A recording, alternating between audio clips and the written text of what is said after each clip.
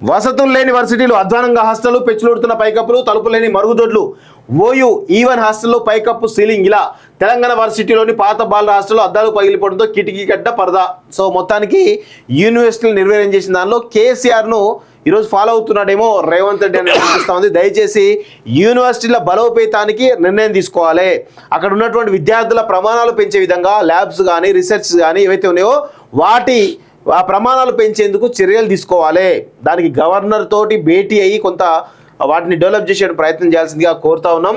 నాసీ రకంగా భోజనం చాలా ఏదైతే ఉన్నాయో మెస్లు ఏవైతే ఉంటాయో అన్ని హాస్టల్లో కూడా నాసీ రకం భోజనం పెట్టి ఈరోజు విద్యార్థుల యొక్క ఆరోగ్యాన్ని ఖరాబ్ చేసే పరిస్థితికి వస్తూ ఉంది. వాళ్ళకు ఆ పౌష్టికాహారం ఇస్తే చాలా అద్భుతంగా చదువుతారు, కానీ పౌష్టికాహారం ఇవ్వకుండా నాసీ రకం భోజనం పెట్టడం వల్ల వాళ్ళకు చదువు మీద ఇంట్రెస్ట్ కూడా పోయేటువంటి అవకాశం కనబడతా ఉంది. అట్లీస్ట్ పెడుతున్న భోజనం అయినా సక్రమంగా ఉండి పురుగులు రాళ్ళు రప్పలు లేకుండా చూసి పెట్టాలి.